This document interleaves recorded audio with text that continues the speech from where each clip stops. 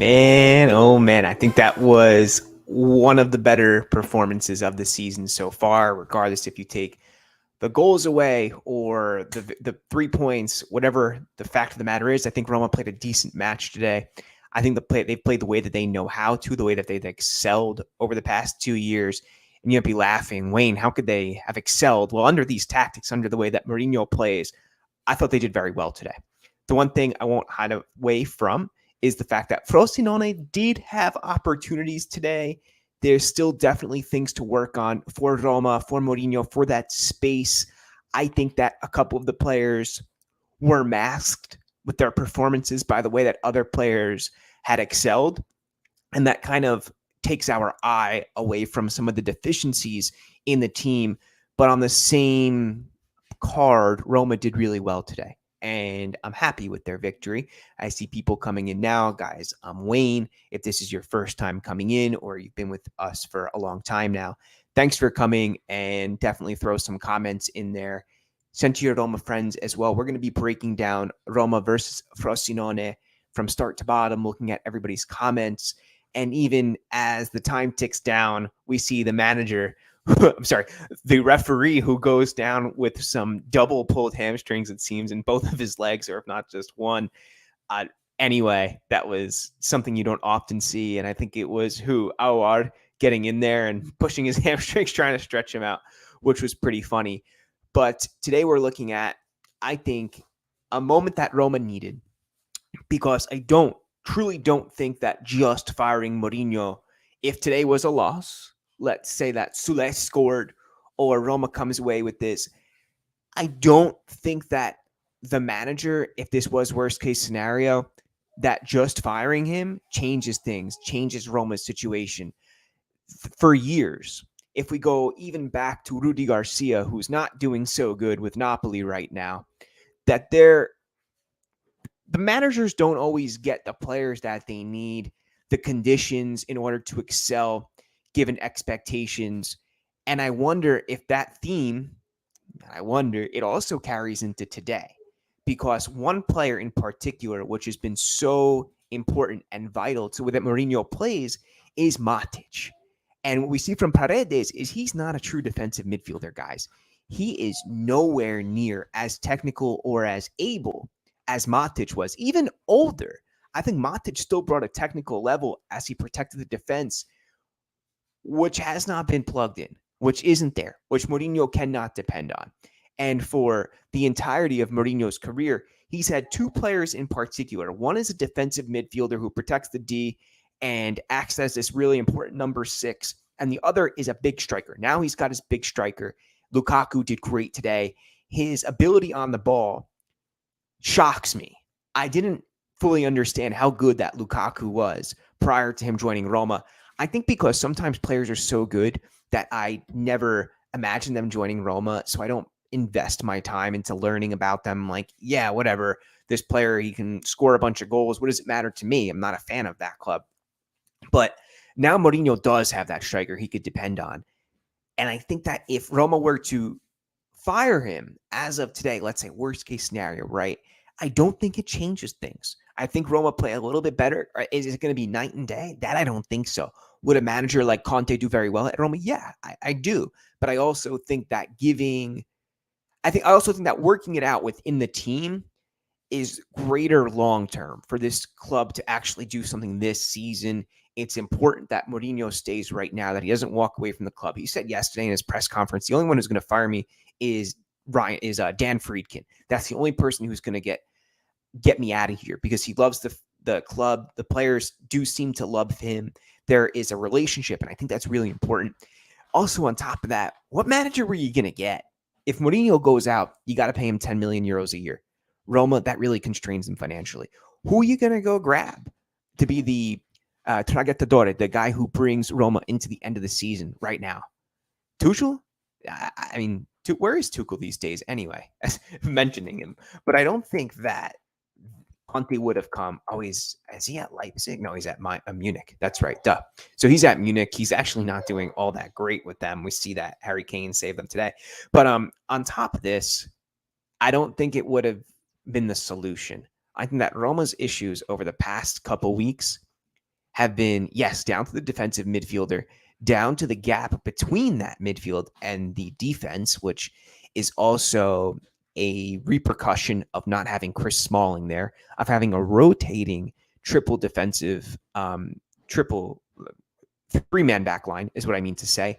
Today we see Cristante step in, and he's been Roma's best, most important player of the season, and he's been more offensive than defensive at times, but he has to step in at center back alongside Indica, who is green, super green still, maybe not as a center back overall, but with his time at Roma, surely is.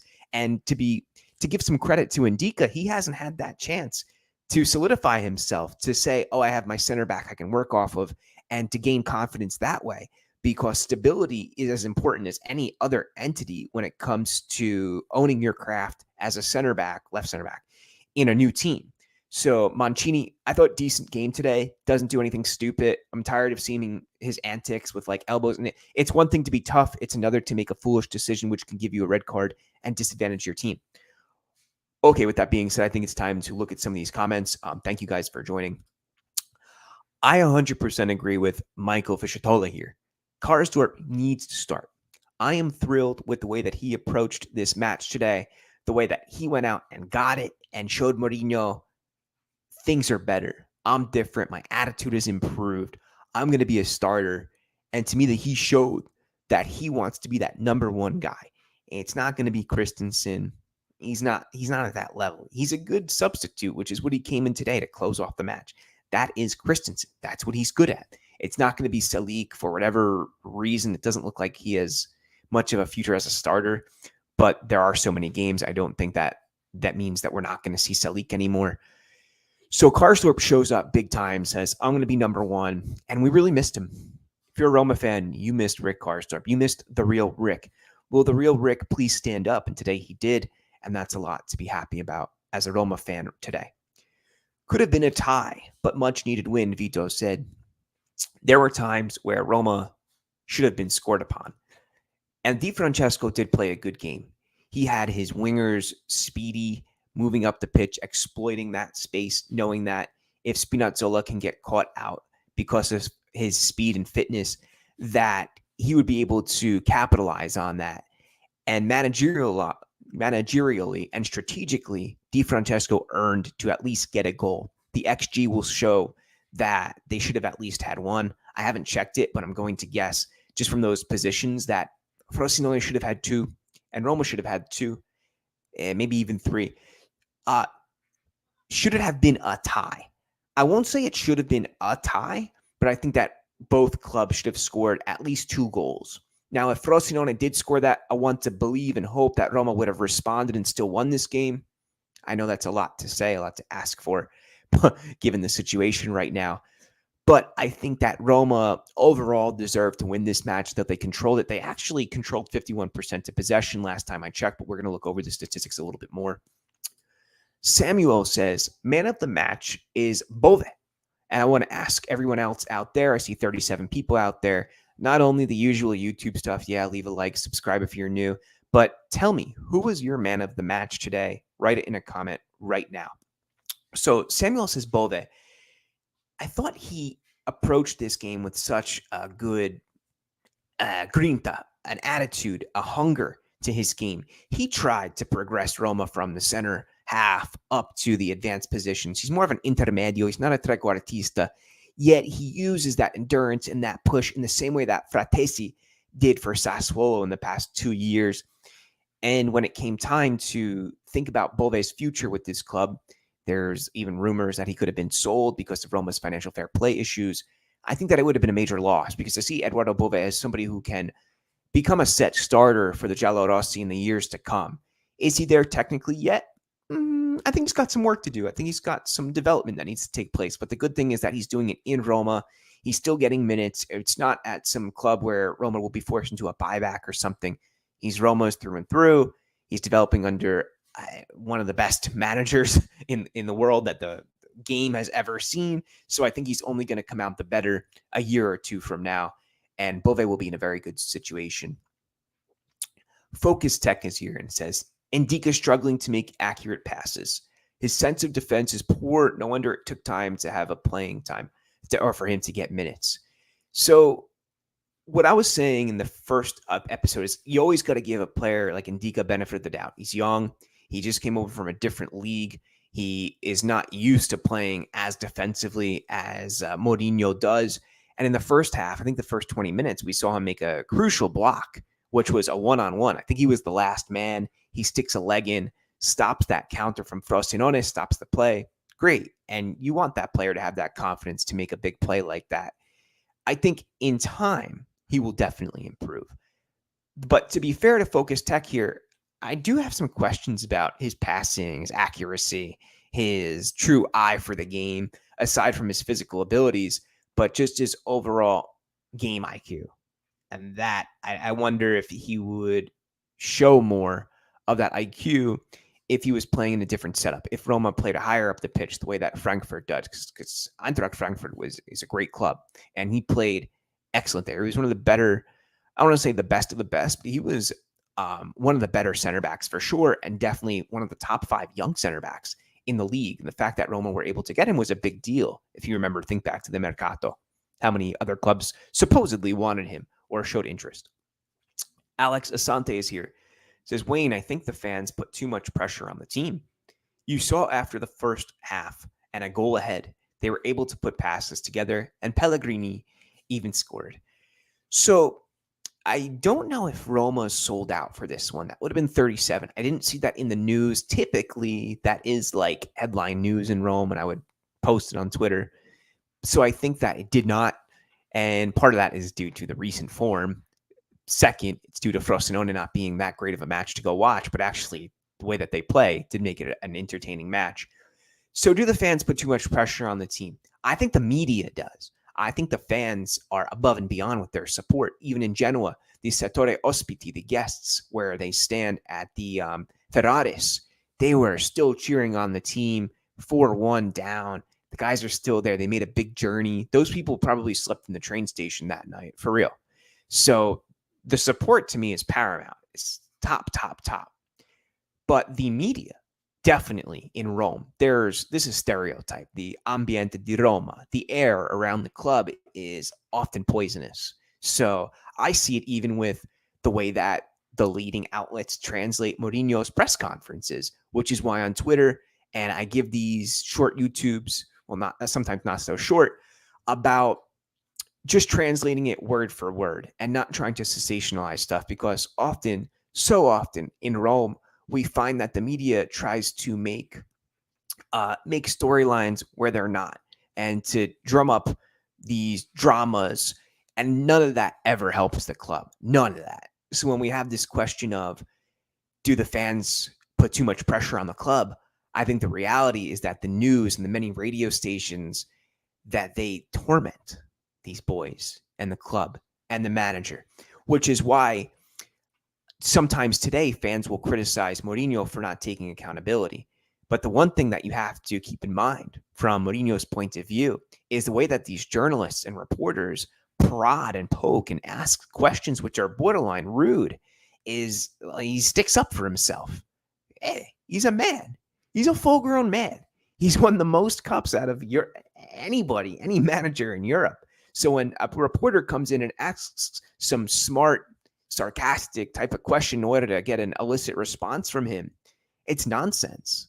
And it really hurts the boys, I think. That's who doesn't benefit from any of that stuff. Samuel says, man of the match to me is Bove, best guy who makes the midfield defensively thick and who fits or looks like Matic the most with his play style. Maybe, yeah. I think that if of any player on this team, it probably is Bove who can make that tackle. He's more of a number 8 to me rather than a 6, but I agree to a point there. Dashi says, Dashi's going to be on this channel, I think, one of these days soon, says, I criticized Jose a lot, but we all begged him to stay after the final this season. He should be complete here. Then we'll see. That transition. If you love Mourinho or hate him, I don't know that he stays past this year. I try to think of a successor. We hear Thiago Motta, Vincenzo Italiano. I think those are interesting names. But yeah, I do think that at the end of the season, I think he goes on. I think he moves on. That's just my intuition, but we have to see. Maybe the Friedkims offer him 10 million euros again, and the rival offers are not as good. There could be some benefits to that. Jose should stick with his defensive tactics more at this point in time, Samuel also says. We've got Edmund Ampadu Apia here says Conte won't create the bond that Jose has created between the players, fans, and management. Let's not entertain the Conte talk. We have something good going on here. Just need to get the team's fitness levels up. Fitness, yeah. I think in the January transfer window, Roma it would be crucial to add some players with speed, add real wingers, maybe even try Zalewski out on left wing if Roma can get another left back to cover him and allow him to play more up. We've got Mohammed here. Says Roma should be grateful to Mourinho for managing a team with this financial strain. Conte will not manage Roma knowing that Roma can't spend money except loaning players who are unfit. That's a good point that Mohammed brings up here. Conte is going to demand a transfer kitty. Mourinho actually, ironically, knew and understands Roma's situation. And if we look back at the past 2 summers, you know what these deals look like. They're free. They're on opportunities. They're players who have big potential or stories to them that have maybe run into conflict with other clubs, i.e. Lukaku was supposed to go back to Inter, then was going to get hijacked to Juventus on a deal and ends up at Roma. Dybala, supposed to go to Inter. Inter don't make that phone call for a couple weeks in a row. Roma show up, and he's getting presented in front of the Fendi building in front of thousands of fans in that legendary intro to the club. Those are the types of deals that Roma will pry on and to continue, I think, for the next 1.5 to 2 years. And Mourinho takes that, knowing that he's not going to be able to get exactly the type of player that he needs or wants. Case in point, Matic, right? Alex Asante. And the reason why, guys, I want to let you know, the reason why I keep mentioning everyone's names in the comments is because this is also on podcast now on Apple and Spotify. So if you're like, Wayne, sorry, I can't jump on the live stream, it's going to be available for there as well. Recorded, of course. Alex says, if we can get one good winger in January, we will get top 4. I hope so. I mean, if I think back to like Mudryk, right, player for Chelsea, that would have been such a good deal for Roma to get. But there's other opportunities out there for sure. We'll see what happens, what other opportunities are presented in January. Dybala, man of the match, created, assisted both goals with Collins says. And when you put it like that, yeah, I agree. Dybala was so smart to let that ball go through him, bypasses from Mancini. Lukaku takes it, does it, puts that great ball from the free kick position about, let's say, 30-ish yards. Pellegrini finishes it nicely, but it all goes through Dybala. So with him, without him, you don't have to look at the points, wins and losses section to know just how important it is that when Dybala plays, Roma typically win. Ioannis checks in. He says, I'm glad we got a win. My main highlights. 1, front 3 can be really good. 1, the front 3 can be really good once the finish clicks. 2, the midfield showed lots of grinta but lacked controlling possession. And 3, the defense started shaky but improved. They definitely did improve. 2, I did think that as well. I thought the midfield could have handled this a little bit better. Paredes, to me, needs to show up definitely more. I think we need to see the Paredes from Argentina, the one that went on to win the World Cup. I know that he has a bit more offensive responsibility in this setup, but we need to see it. We need to. Bove plays with his heart all out, Sam says. That I love. And Ioannis echoes that, says Bove is the most consistent player today. Paulo MVP, though. Both goals were his assists. He did a lot with very little today. Yeah. Graham is here. And Graham says, Lukaku is man of the match. How amazing to have a striker who gets the ball in positions where he still has all the work to do, and yet he can score. Yeah, he did. For that first goal, he showed so much balance. The true magician stuff there. It's not that he's this little squirrely player like Christ. What's his name from the ex Chelsea guy, played for Cagliari, played for Napoli. I want to say Dino Zoff. Oh my gosh. Right in his name. So I'm thinking the little Italian guy. And he would make space for himself because of his low center of gravity, because he was so shifty. He's one of my favorite players ever. Chelsea legend, Italian. Somebody write it in immediately. You know who I'm talking about. But anyway, I'll wait until that comment comes in. Yeah, Lukaku could be called for man of the match. does all the work by himself. And Jonas says, by the way, hi. Oh, and I agree completely on Indica. Defense requires chemistry and understanding. This team was used to a physical beast like Ibanez, but Indica needs to make the position his own. And Ibanez is a loss. I think oftentimes we think of the big moments, and Mourinho said something so similar. We think of the big catastrophes that happened from Ibanez. They stick out. Those goals he allowed, again, in the derby, those two big mistakes. But what he offered outside of those, and I don't want to, go back and revise history. Ibanez needed to get sold. He made too many mistakes in big games. He had defensive lapses, concentration, and that doesn't really improve. He's like almost 25, if not 25 at this point. And those things aren't going to get better. We see even in Saudi Arabia, he's making mistakes. The issue is that you sign somebody green and not a like for like, but a bit more of a gamble. A guy who shows a lot of potential, but didn't exactly play in the same way. Played in a back three, but not with the same tactic, because Xabi Alonso plays so differently than Mourinho, probably the polar opposite. So that's the issue right now, is quality and development within the team for Indica. So if he can get more concentrated, if he can build with his defensive pairings, then we'll see. Then we can make an assessment. But right now it's too early. And I think that as time went on, like Ioannis says here, it got a little bit better. Chief, who is here, says, hey, Wayne, how could you come on without informing your boys? Oh, true. My bad. I didn't put the link in the WhatsApp group. Mohammed says the commentator mentioned that it was fully sold out. Oh, I'm going to put that on Twitter then. Thank you. Sam says Bove helps the midfield not to be too porous, as we saw in the previous games. True. Bove is underrated, but he is class. And Pirates Rock is in here. Says it's between Bove and Cristante as man of the match for me.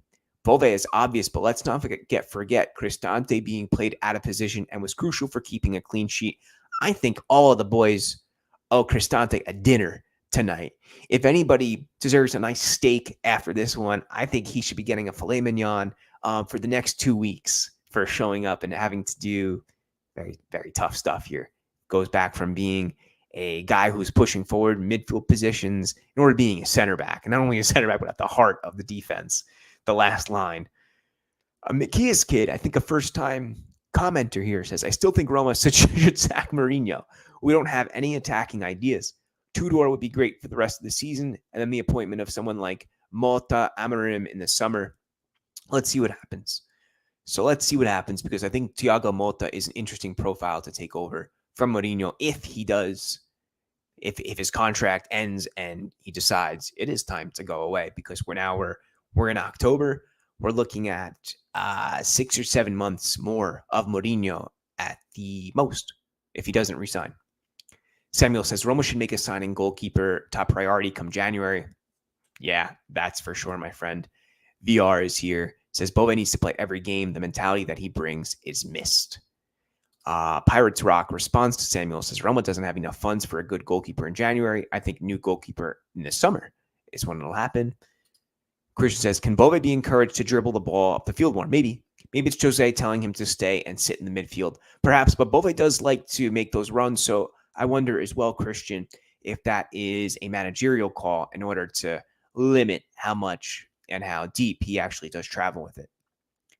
Michael says, Cristante is the definition of reliable. This season, he's been playing as a mezzala and doing really well. And the past 2 games, putting in a shift at center back. Zola. Yes, Gianfranco Zola. That's who I was thinking of. Thank you, guys. If you ever get a chance, and Coach K, who is on this channel every now and then, who's my coach and somebody I was lucky enough to coach under, he put me on to Gianfranco Zola. I ended up watching a lot of him on YouTube, and I was like, oh, this guy was so good. The way that he was able to do it by himself, evade defenders, dribble, like, oh, what a joy to watch. Back to Roma. Alex says, Jose should have faith in Pagano too. He has the exact fire in his eyes like Bove. I want to see Pagano as well.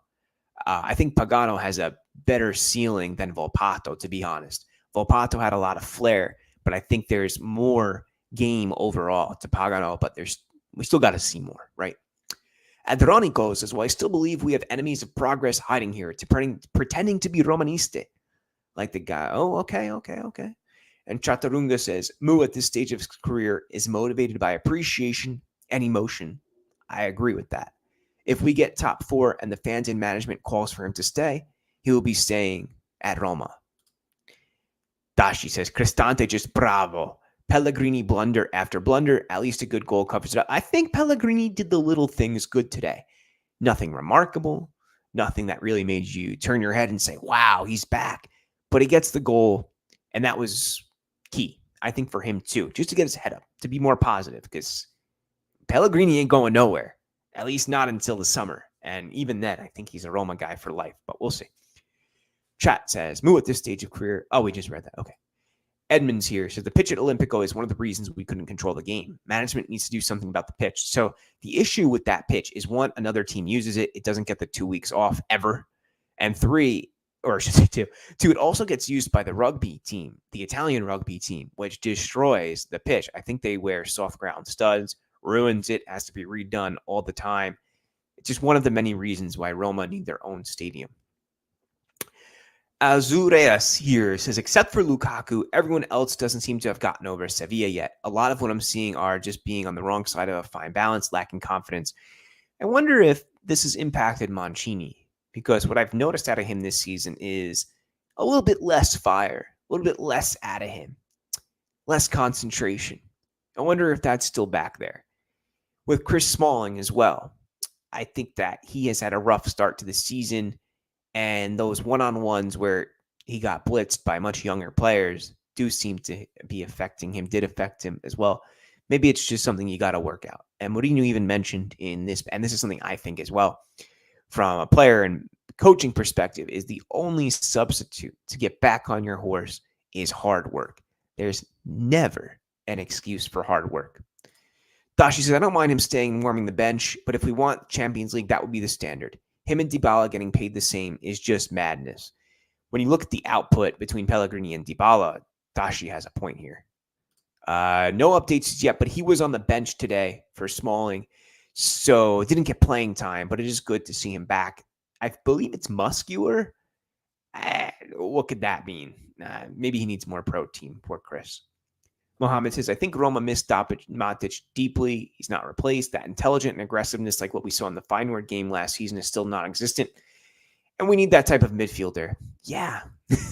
I don't know what options there are. His name is not Hoylberg from Lecce. He was somebody who was linked last summer. I think Lecce are going to demand a lot of money for him. I think that there will even be English interest for that player. I don't think that's going to be possible for this summer, but as we go forward, there will be other opportunities, and you rely on your scouting department. I wonder what Lucas Torreira is up to as well. But the interview is not up just yet from Mourinho. I know it's coming in live. Nothing crazy yet. I think tomorrow we will work on the live conference, unless it comes on in the next couple minutes. But I think the first thing that we can do, if I grab your screens, is I see some comments coming in, and I'm going to take a break from those, keep them coming in, as well as let's take a look at some of the statistics and the starting lineup. Let me get this comment out of here.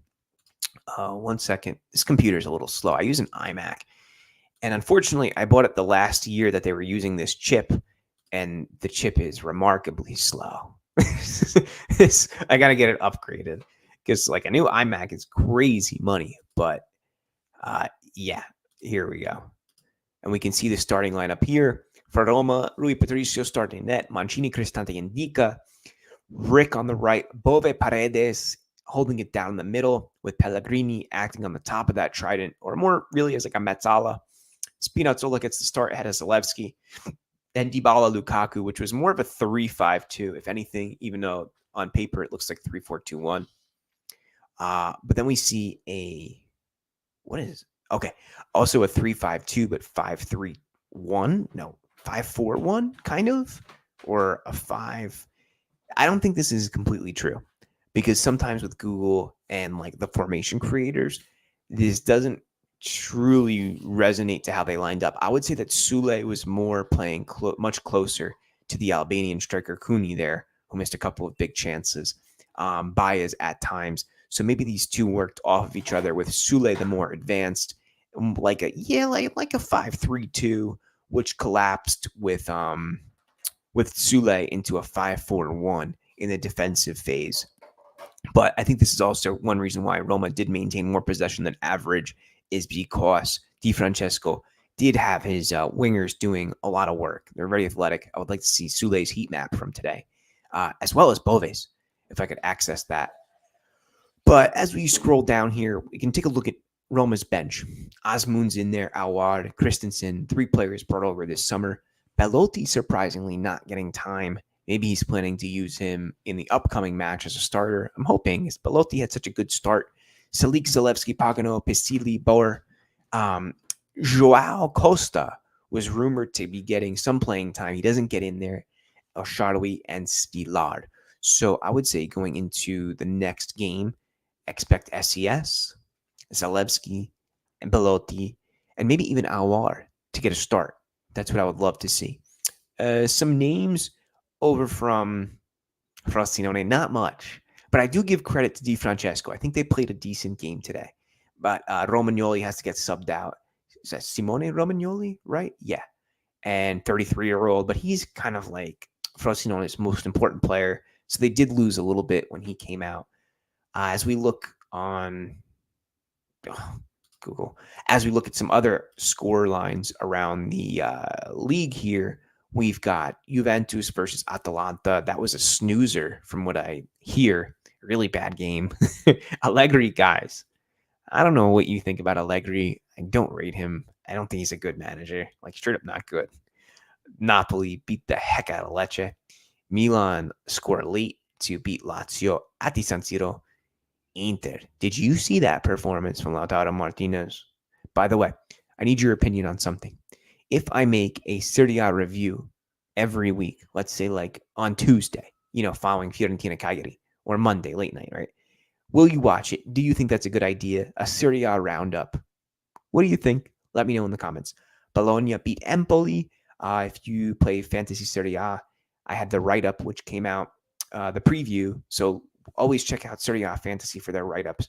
I want to see who scored because I had Skorupski as the starter, which would have meant 2 clean sheets, 1 per half. Or Solini with a hat trick. Oh boy. He's a good little winger there, isn't he? Or Solini. Anything else? Udinese versus Genoa. That's a draw. Let's see the goal scorers for that. And Sassuolo Monza will be a good match. Lorenzo Luca again. He's a good player. I think he's from Pisa, if I'm not incorrect. And Sandri Lovric there at the end. And Gudmundsson gets 2 goals. And we know Albert Gudmundsson versus, based off his performance on Thursday, 26 years old. Where's he from again? Iceland, right? What a player, man. He's really impressive. I wonder if, 26 years old, winger, you think, why is he on a team like that? He must not be all that good. But I would argue that he's one of the better wingers in the league. I actually think that he's a player that would do really well at Roma. He would give them a bit of a dimensionality. How do you say that, like, in English? Like a different type of outlet, a different threat, a different skill to his play, and something that's not really present in the team right now. Yes, El Charlie, but I think that Albert has such a spark to his game, and he would really help Roma out on the wing. Okay, let's get back to some comments real quick. PSA, please hit the like button. 42 people watching, but not enough likes. Please prompt Wayne. He puts in so much work. Thank you, Chaturanga. I really appreciate you saying that, my friend. And if you haven't subscribed, you know what to do. Hit that subscription button. Really appreciate that. Help this channel grow. We're just over 1,000 subscribers, but I think that given this excellent community, we could keep moving up in that regards. Samuel says, also, we need to make it defensive midfielder signing in the summer. Azuria says, I saw the same thing with Liverpool after 21-22. Looks so similar, even the scores. Vito says, Dybala, man of the match. And I think that's also my man of the match for today is Dybala. HS says, I'm surprised Spinazzola played the whole game. He looked tired after the 75th minute. Yeah, I wonder what the idea was there from Mourinho, but he didn't do anything spectacular, but he didn't do anything wrong. So Spinazzola was fine today. I think I hope he's not mentally taking a step back from his desire as a player, because I do feel like he doesn't have the same initiative all the time that he used to have. I see it sometimes, but I wonder, just as he gets older, it's just not, he doesn't have that same fire in him. But I could just be making lies, and I could be telling nonsense right now. I don't know. Alex says today Indika stepped up often, stopped the build-up play like Roger used to, and it helped. Yeah. So back to that stop he had between like the 15th or 20th minute, that was crucial. Him stepping up for sure. And Wit Junkie says, yes, do it. Serie A league roundup and cover one interesting tactical matchup and player to watch. Cool. I like that. Okay, we working on that. Good vibes. What's up, Abdullah? And Seb says, we most appreciate Bove. Don't forget, in the past matches, no matter how good Dybala and others played well, we conceded goals cheaply. So Bove still my man of the match. Okay? And it's a good point. The one thing that I noticed off of Genoa, and I tried to take my time in watching this before I just got so upset, Dybala was dropping way too far deep. Why? Because he and Lukaku were isolated. Why were they isolated? Because the midfield and defense weren't playing good enough. We weren't controlling the game. Paredes, not to kind of like beat a dead horse here, but had a really unimpressive match. And I'm going to start to get on him. I think when I watch him, I'm going to start to critique his performances. Maybe not on here. I'm not saying like we're going to bash him, but I'm just saying now that I've seen him have a couple slow starts and quiet games, I'm going to start to notice it quite a bit more. As well with Karsdorp, I want to keep my eye on him to make mental note that he's going to be starting. He's going to keep that mentality, ride that wave of good form, which hopefully this is the very start of. But now we can take a look at Roma's upcoming schedule. I think it's the perfect time for that. And by the way, guys, I will have the Mourinho press conference tomorrow. We're going to go over that. I'm going to post that on Twitter sometime today, hopefully ASAP if my daughter stays sleeping. But let's look at Roma's schedule really quick. I'm going to present this. I also see that comment which came in about Zalewski, and I definitely want to answer that ASAP. Okay. Where are we? Serie A. Let's go. So Roma's schedule, we see that the next game is on Thursday. So in just 3 days, today's October 1st, and Thursday, October 5th. So 4 days from now, Roma plays Servette in the second game of the group stage of the Europa League. Next Sunday, it's Cagliari versus Roma, as the Giallorossi will be traveling to Sardinia. October 22nd, we got the early match there for me, 6:30 a.m. in New York. Roma battles Monza, which Monza's got some interesting players. Just signed Papu Gomez. Can you believe that? He's back from Sevilla. I thought Roma should have signed Papu. Man, I wish he would be dancing after he scores a goal at the Stadio. Slavia Praha, October 26th, before the toughest match of the season, Inter Roma, October 29th, 1 p.m. for me. So there's no break. Right now, Roma's going to be running a marathon for the rest of October. We've got 3 days in between 4 days in between today and Thursday, 3 days in between Cagliari Roma. Oh, wait, I think I'm wrong, because there is the break from October 8th to October 22nd. That must be an international break. We'll see what's going on there. Pray for no injuries. I shouldn't even mention that. But November is just as difficult. But there is also a little break here as well. November 12th to November 26th. I wonder what's up with that. Another international? That seems like quite a lot. I was looking into going to the Derby, but I can't swing it. I just can't make it happen. It's also Lazio versus Roma rather than Roma-Lazio, by the way. The Curva Sud is raising funds through their lawyer because the Ultras have a lawyer. If you go on Roma Club New York's Twitter, you'll also see, probably on their Instagram too, I retweeted it last night. If you want, you can donate a couple bucks towards the choreography. So they're planning a massive choreography against Lazio. And Lazio look decent, don't they? They don't look too bad. I know they lost versus Milan, but Hoyland. Oh my gosh. Mikius, are you serious? Højlund went to Sporting Lisbon for 20 million euros. That was so under the radar. You know who was also one of those signings, which to me I was like shocked, was Singo. Did you know that Singo went to Ligue 1? He was the right back that I thought Roma should have signed the most. I felt that Rick Karstorp was out. Yeah, went to Ligue 1, gone. Like one of the most exciting wingbacks to watch in the league. Poof, you don't even hear much about it. It's like, man, we got to keep the talent in Italy. Ioannis says, I feel like Mourinho is going to rotate most of the squad for the Servette match. That's why he kept them in. Probably going to play Belotti, El Shaarawy, Aouar, Zalewski, Salik, and probably even Pagano. I would like to see that. I also, just for the sake of seeing Svilar, I want to see what he could do. I definitely want to see Pagano get his feet under Mourinho, see what type of player that he could develop into. Like I've mentioned, him versus Volpato. I don't really miss Christian for the sake of like I watch Pagano. He's smart. He can switch up play. He's got that vision, which so few players have in the modern day, especially as the game becomes more athletic based rather than mental. And I realize this as I watch games like Aston Villa versus Brighton. I'm not sure if you caught that one. Sensational match. So exciting. But neither team was playing defense. Well, not neither team. Mostly De Zerbi's team was not playing defense. And Aston Villa absolutely ran riot. They've got a couple good players besides Zaniolo, who they didn't even pass to. But yeah, anyway. But back to Ioannis's point. I want to see Belotti start. Belotti, El Shaarawy, I think would be a good copia there. Zalewski, I would like to see him if Mourinho plays with a winger. Get him forward, man. Get him up there. What is up, Adnan? And Sammy says, Bove, man of the match. I think I agree with the general consensus. Well, maybe not general, because I think Bove's gotten a lot of good shouts here. My man of the match is Dybala, but I think if I had my 3 stars of the match, Dybala, Bove, and Cristante. And Lukaku can even be in there because the game doesn't unlock without that excellent goal. Most important for Thursday will be resting PD21 and also Cristante or Lukaku too. Yeah, for sure. You got to give these guys a break. By the way, guys, what do you think about the black kits?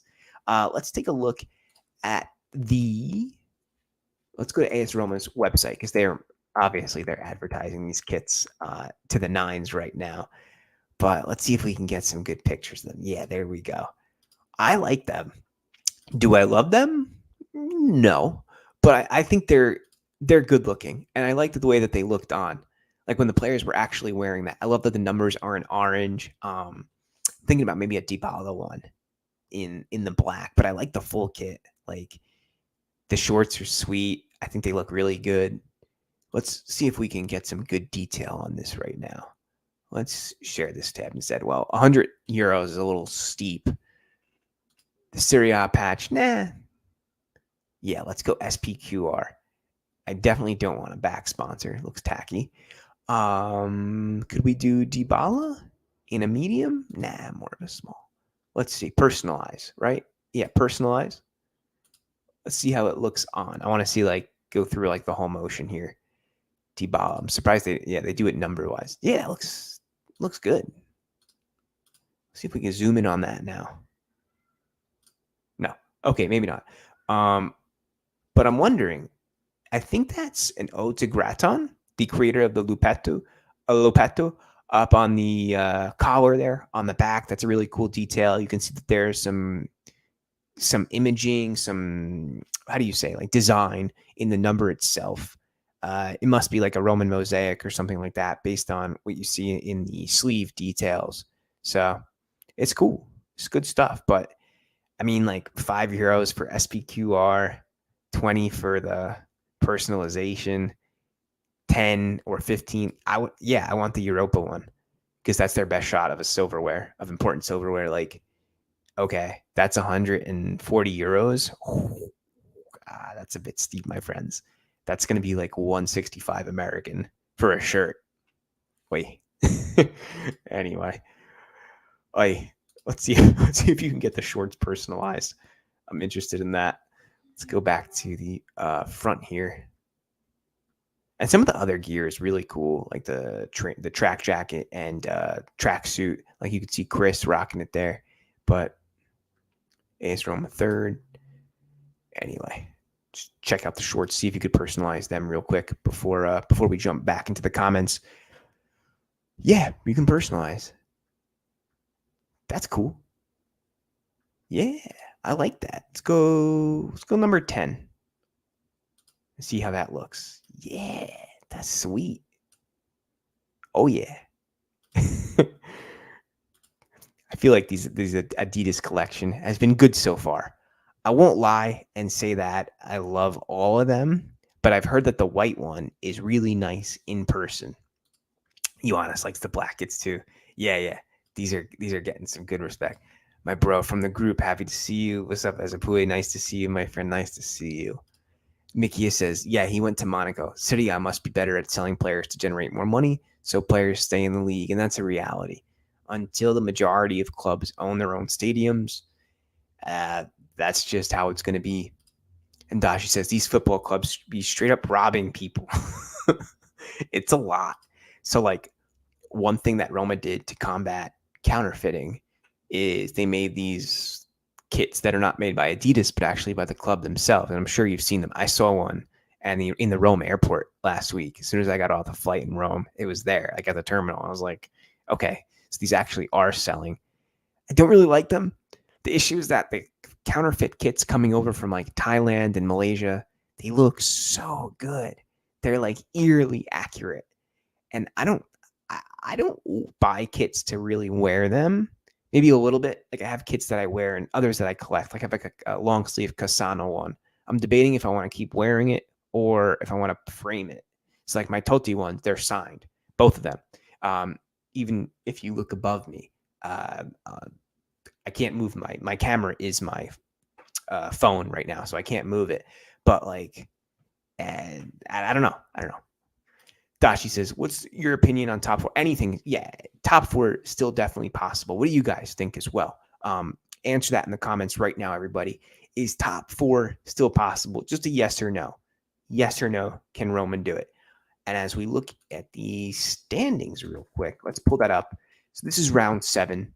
There are still 31 rounds to play, and you know how crucial March into May is. That's what really defines seasons. There's always surprises. So with this win, Roma get 8 points. In 4th, Juventus have 14. Napoli have 14. So the closest, that's a 6 points difference. 6 points is 2 games. Just 2 games.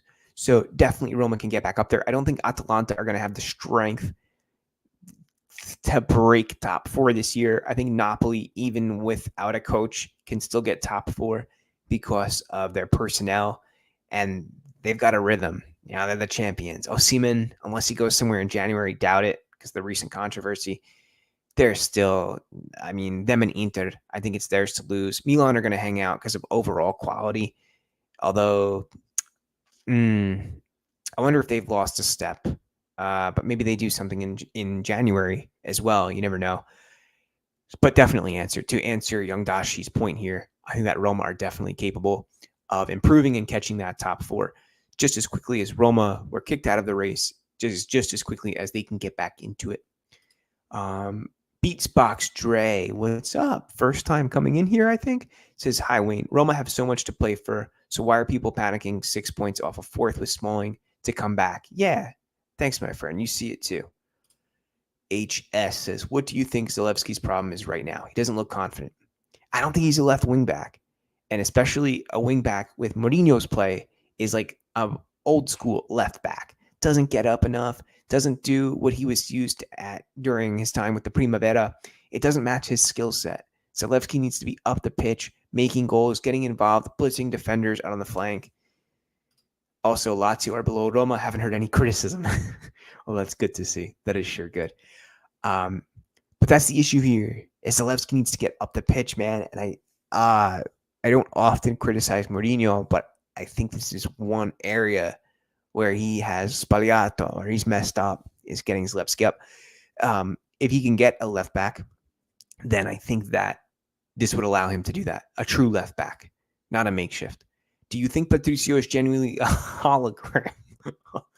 Dashi says the only team we can bring down, I think, is Napoli. Inter will win this year. I think so too. And Milan Juve will be right there. I think Napoli's chemistry with Rudy will bring them down, and off-court troubles. I hope so. I would like to see that happen. I mean, it would be remarkable for Napoli to go from winning the Scudetto to getting kicked out of fourth place, but it's going to be difficult. Juventus don't play in Europe. Bless you. Milan are not going to be, I think, at that level of quality. We see Inter take it to them, but they're going to be consistent because they can go to their bench and they can grind out wins. Even like Pulisic, he's eventually going to go down, but then they're going to have Leao.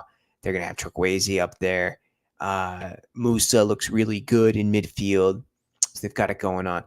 But guys, we are approaching the 51-minute mark.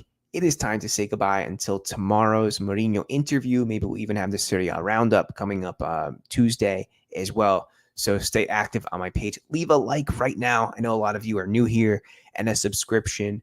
And I will see you ASAP. Thanks again, guys. Ciao, ciao. Forza Roma.